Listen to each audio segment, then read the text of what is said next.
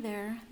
This lesson is centered on helping you finish drafting essay number 2. So last time we met, we spent some time in drafting your body paragraphs for this second essay. So I'm going to continue where we left off. So this is just basically review. And I'm sorry I'm not in presentation mode here because I'm going to move on to the internet at some point, so that's easier if I stay in this mode. So I had shared with you my working thesis, and I shared with you how I had updated my working thesis, and I encouraged you to do the same. By the time I finished this draft of the essay, I should have a third, more clear, succinct thesis. But for now, I'm still working with my updated working thesis. So if you recall, I am working with the topic of welfare programs, and my statement says, after seeking to understand the reasons why some Americans do not support some welfare programs, the issue is the limited way in which welfare is defined. So this is the idea I'm going to explore in my alternative view essay, because I'm seeking to understand why people do not support welfare programs, particularly Medicaid and Medicare programs is what I'm looking at in my essay. So, and just to remind you, for a reader, I'm thinking of specific audiences and specific readers. So when I start drafting this essay, I would have that reader in mind, because I would want to approach the reader with sensitivity and with I would try to find common ground with this reader, so they would be encouraged to finish reading my essay and to open up a discussion with me. And if you recall, I shared with you how this reader that I'm imagining is my cousin who takes care of her brother who is severely autistic and who receives welfare benefits. So last time we met, I asked you to think about your working thesis, and then last time we met, I asked you to think about your working thesis and then think about some support material that you would offer to a reader to help not only you understand where an alternative view is coming from or an opposing view, but also present it in a way that shows that you understand that side, and then you're able to either refute, concede and then shift the value of what you're looking at. So this was the example I shared with you. So I told you how much I had learned about the history of welfare programs and how they have evolved in this country. And then I also talked about learning about earned income credit, so when people receive tax breaks when they file their income taxes, and this is designed to help the working poor, actually, and not a lot of people consider that a welfare benefit, but it is a welfare benefit nonetheless. So that would be something that I would explore in my essay, see if I could build common ground with my reader in that way, and see if they're aware that these tax breaks that we get when we file taxes are part of our welfare system. So then we ended with talking about any gaps that you considered any gaps that you had regarding your topic, like what other ideas do you think you need to explore in order to fully understand this issue. So that's just a recap of where we left off when we last met. So here I want you to look at this image, and this will be a journal entry. And so after I explain to you what you need to do with this image, I suggest you pause the video and then you respond to the journal entry. So look at this image and you'll clearly see that there's a difference to this two sides of this room. So this room is a typical dorm room. And so I want you to pretend that you share this room with either a roommate, a partner, a sibling, or other family member. And I want you to consider which side of the room most resembles your current sleeping arrangement. So basically, are you the neater person or are you the messier person? So which side of the room would be your side of the room? And then I want you to assume that the other side of the room belongs to the person with who you share this space.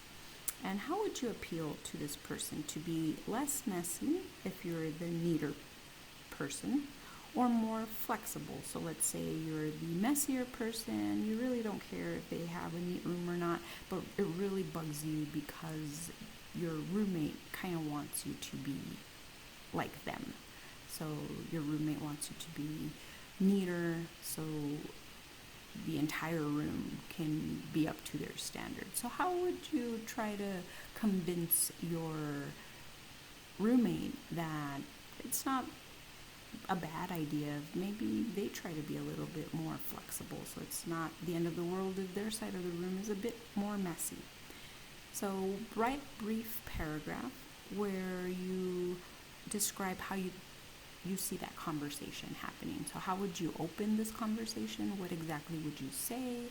And then how would you try to convince your roommate to, again, be less messy or more flexible with their approach? So take a few minutes to respond to this journal. Like I said, pause the video, and then we'll move on to the next slide.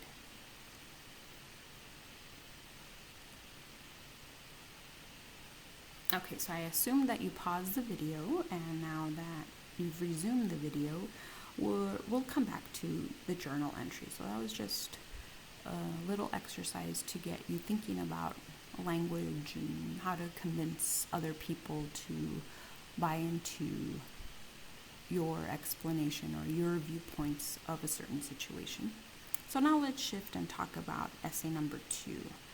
So depending on which class you're in, if you're in my Tuesday-Thursday class, we went over this idea of triangulation of data more than we did with my Monday-Wednesday class. So if you've seen this before, I think it's worth reviewing. If you haven't seen this before, then I'll look over these ideas carefully. These ideas that I have here are actually posted on a Word document that is uploaded to Canvas. So I'm going to shift over to that Word document because it's a cleaner version. It's easier to digest if you see it on the Word document. At least for me, it's easier to digest. So this document explains how to analyze your primary data, but I think it also gives good advice on how to just analyze data in general. So even if you're not conducting any primary research, which includes interviews, surveys, and observations, and if you're just relying on secondary research, this is helpful too. Because what this sheet explains is how do you use your primary research or your secondary research in a way to support your major claim. So let's say you conducted an interview and you're not wanting to offer for this paper a script to your reader of, okay, I asked this question and this is what the interviewee said, and then I asked this question and this is how they responded. So you don't want a script of the question and answer session that you had with your interviewee. You want to use their responses in a way that shows that you are using those ideas to support a larger idea that you have. So if you scroll down to the triangulation of data explanation here, this is where you're figuring out how do you combine your primary research with your secondary research. Or if you're just conducting secondary research, which means that you're just using ideas from journal articles or published works, how do you use that research to support your own major claims? And what you're doing is you're trying to see a trend, right? You're trying to see, okay, I have this idea, I have this claim that I'm putting out there. What does the research show me about this claim? And the example that this handout offers is, let's say the writer is studying binge drinking on campus. So that's the topic. And in the research, the writer finds that 45% of college students binge drink nationwide. So that's something that was found as secondary research. And if they were using that quote in their essay, then they would need to make sure that they introduce the source that shared that information and then explain it with more detail. But here, this is just the thought process before the writer actually starts drafting their essay. So then they go on to think about the percentage for binge drinking nationwide for college students. And then let's say this writer had the time to conduct research at the local level. So they surveyed people and they found that 47% of individuals on campus drink. And then the writer also interviewed a counselor on campus who finds that 1/3 of the students who this counselor sees suffers from a drinking problem.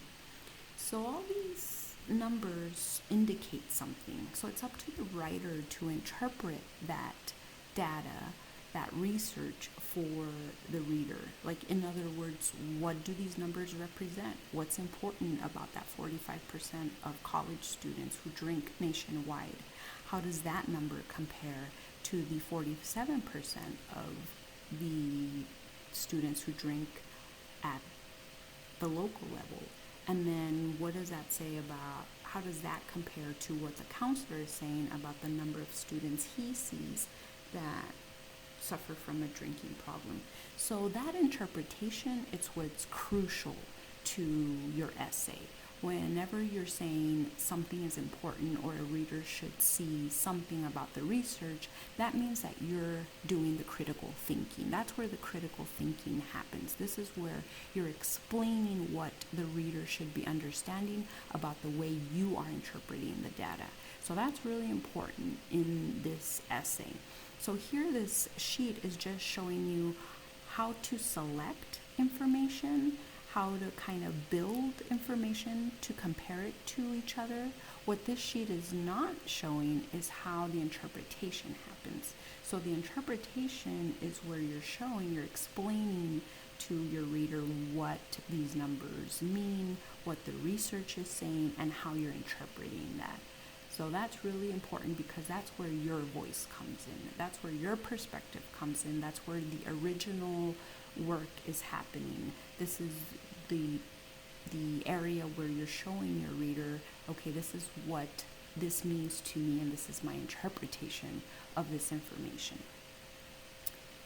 So I'm going back to the PowerPoint. So after you've sat with your research, you've thought about it, right? You kind of have to take the time to interpret it.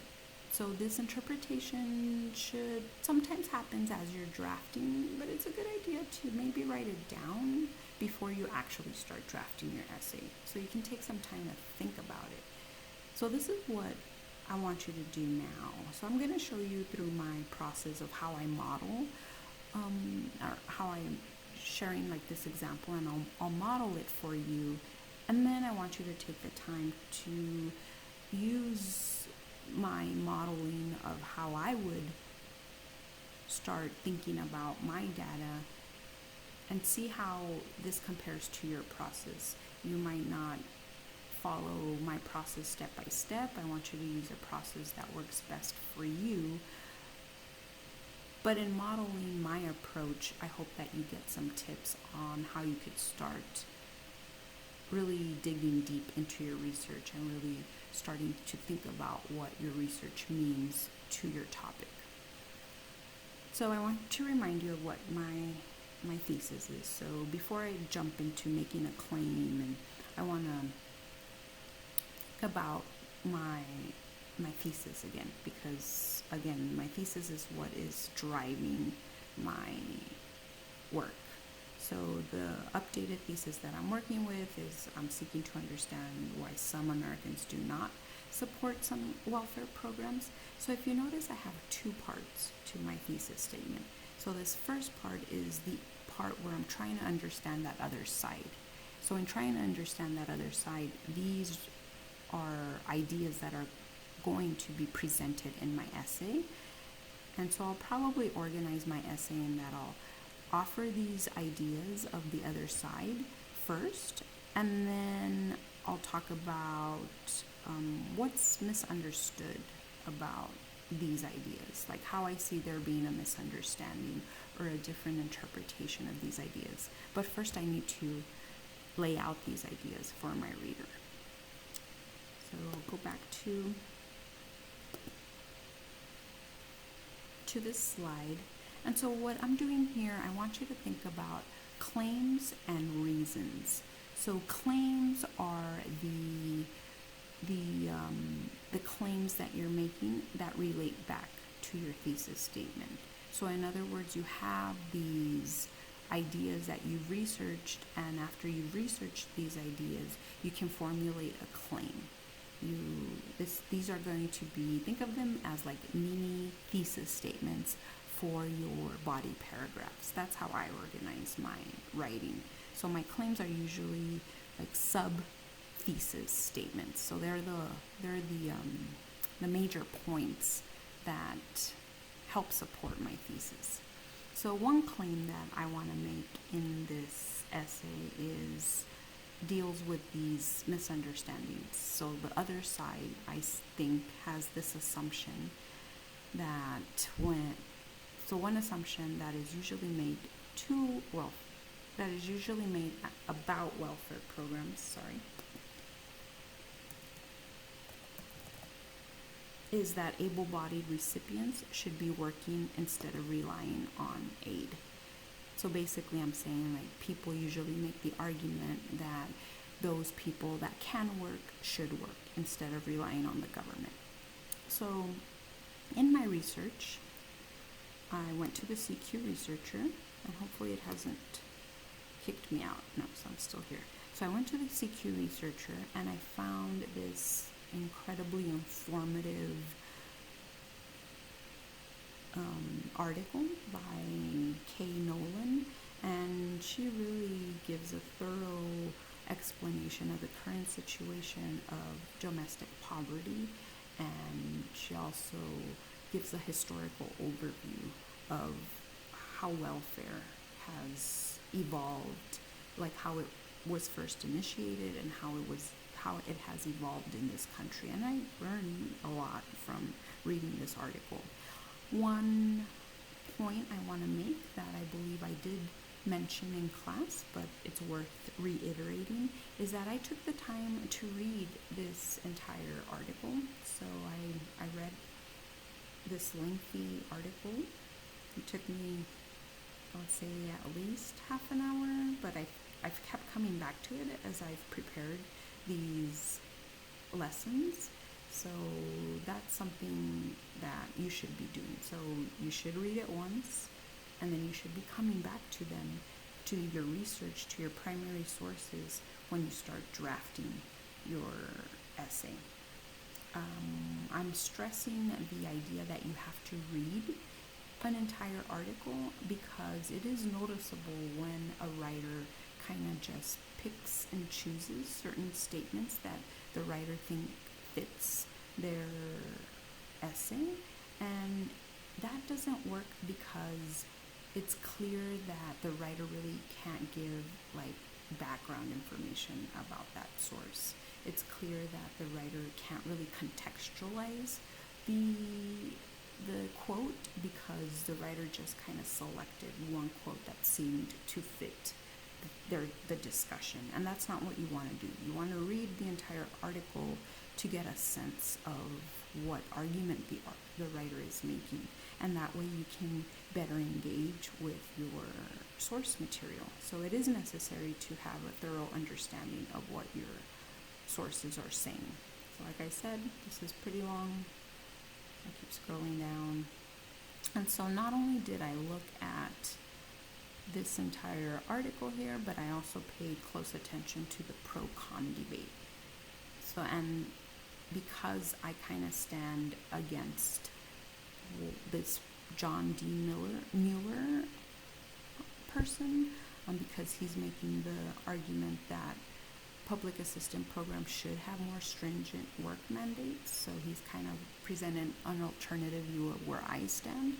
I reread this column maybe 3 or 4 times, and his argument is expanding on this French economist,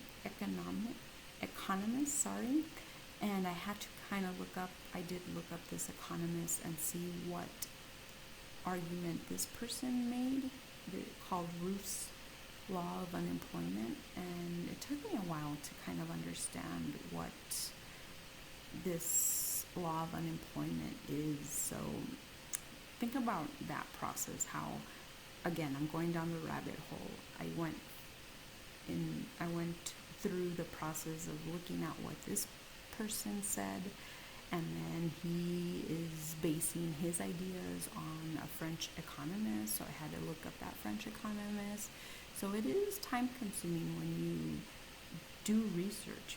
In order to get a thorough understanding of your topic, it takes time to read what the experts are saying. Okay, so I looked at this article, and let me scroll back up, because in a bit I'm going to point out the quotes, the information. So I shouldn't say the quote.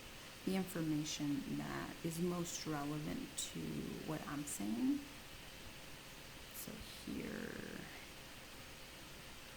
this section that responds to this question should have, not that question, sorry. Would stronger work requirements for those receiving public assistance help reduce poverty? And so in this section, this is where I found quite a bit of information that talked about both sides of the issue. So when I read this article, it was clearly not really I could tell that the writer was making an attempt to be neutral and to just present information. And so the writer was very good about stating what one side of the argument is saying and what the counter argument is saying. So I got a really thorough understanding of where both sides are coming from. And so that all that information helps me expand on the claim that I'm making about able-bodied recipients.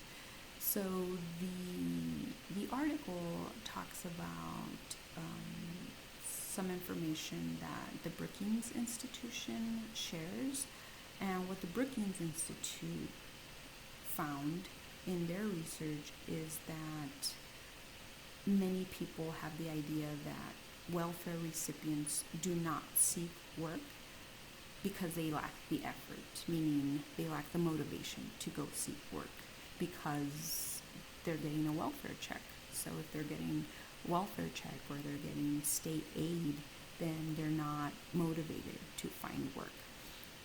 So I ran with that idea, and I started thinking about what that means and what's missing from that argument.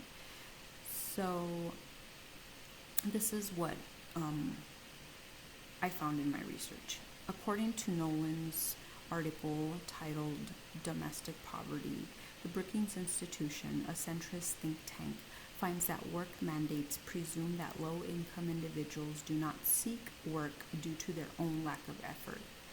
And so that's the information that I found in the article itself. And so this is kind of where my voice comes in and where I'm starting to engage with the source material. So while it might seem that welfare recipients are disincentivized to find work or they don't work because of safety net programs, the oversight in this interpretation of welfare is that strict work mandates hurt recipients who are not able to work because of visible and invisible disabilities. So what I find that is missing from this argument is that work mandates don't really talk about those people that aren't able to work, and I think the assumption is made that all people who are welfare recipients are able to work. But I didn't see any discussion about invisible disabilities in this article. So that's where I would start formulating my response to this information. So this is where I'm going to start to explain why this quote is important to my argument. This is where I'm going to consider whether I refute, concede, or completely disagree with the information that's being shared.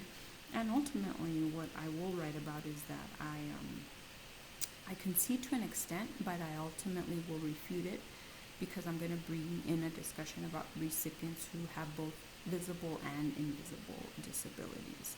And so I'm going to talk about how work mandates hurt people that have invisible disabilities, because the presumption is that they can work, but in reality they might not be able to work because of a mental disability that somebody might not recognize. So I want you to kind of do that same process. So I know that you started doing that last time in class, but I want you to continue doing that for your own research. So basically, to recap, I want to share my process with you. So I formulated a claim, right? So, and in formulating that claim, and I keep noticing that I didn't include my closing parenthetical or my closing parentheses. So don't do what I am doing here. Make sure that you edit your work. So I formulated my claim here, right? That was the idea that I was working with. So I'm thinking of this claim as kind of like a mini thesis for a body paragraph, or a mini thesis for a section of my essay, where I'm going to talk about able-bodied recipients. And if I do that in my essay, what I will need to do before I get into the research is first I need to define able-bodied as well as people who are considered disabled. So like, what is the difference between the two? Where does invisible disabilities fall under this criteria? And so perhaps I'm going to include a dictionary definition in this discussion, or maybe I need to go to a website that talks about how disability and able-bodied is defined within our welfare system, our American welfare system. So before I even get to discussing the research, I have to give the background information in that paragraph. And then I will probably go into including these reasons in my discussion. So I'm going to talk about how people consider recipients, I should say people consider welfare recipients who appear able-bodied as having the ability to work. So here you can see that I concede to this idea, but ultimately at the end of my discussion I'm going to refute this claim, because I'm going to make the case that many people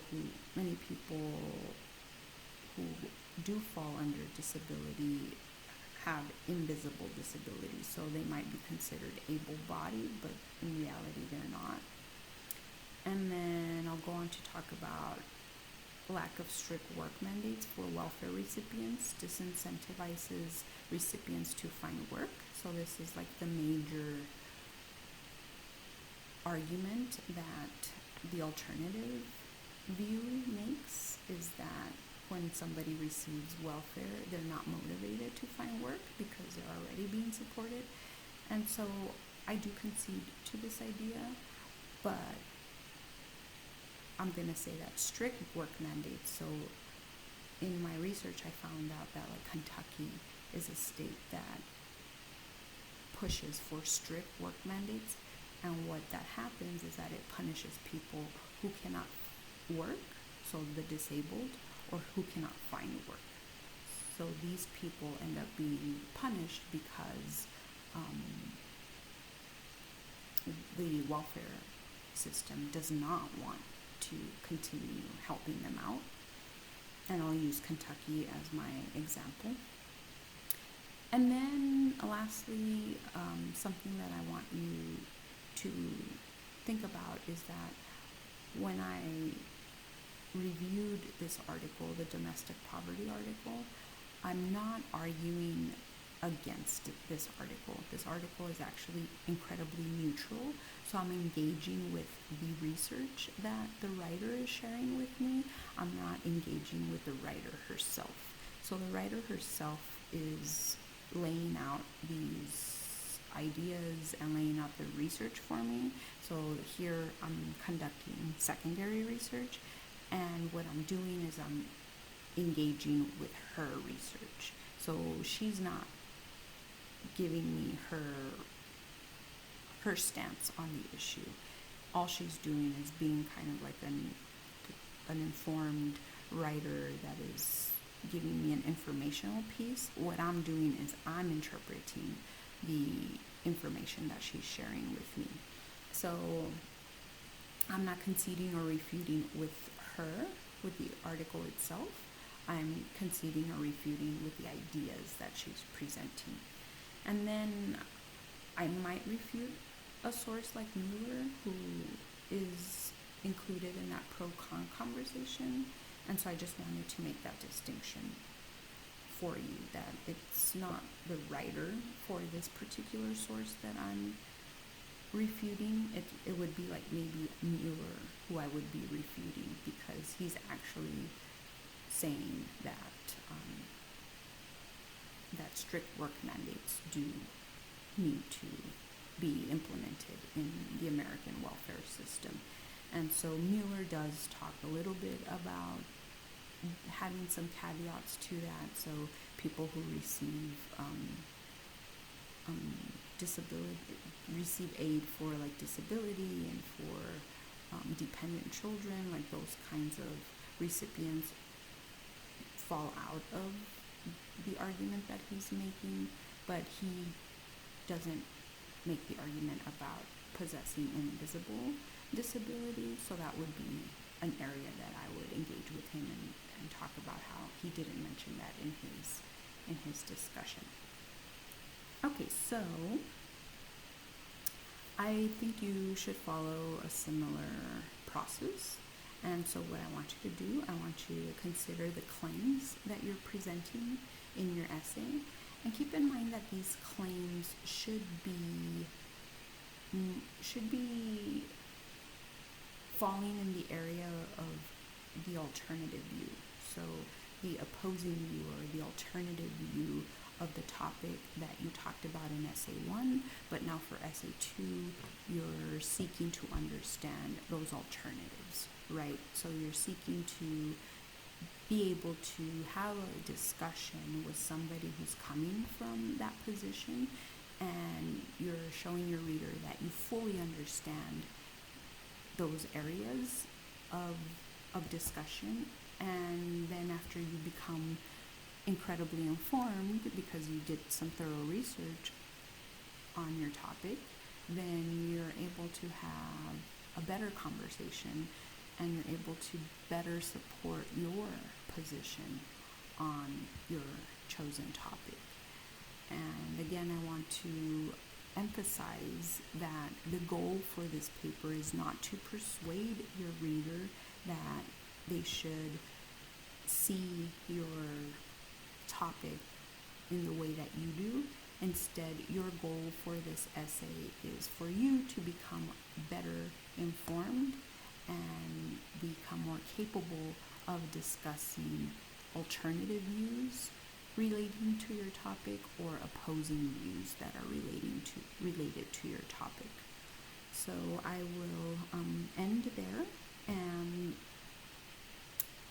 at the end of this exercise, I would say you should have 3 to 4 claims that you are drafting, and then you're finding either your primary or secondary research, and you're triangulating your data, and then you're finding trends or you're finding important pieces of information that will help you support your claims. And keep in mind that the way that you interpret the data is the area where your critical thinking is happening. So you should be really concentrating on that part of the discussion. So where you're engaging with your research and you're explaining your research to your reader in a way that shows your reader how you're interpreting your research. So let me know if you have any questions. Next time that next time that you submit something will be for the peer review. So be sure that you submit your rough draft of your essay number 2 by Wednesday at 9 p.m. That way on Thursday you are able to be paired up with a partner and you will conduct a peer review.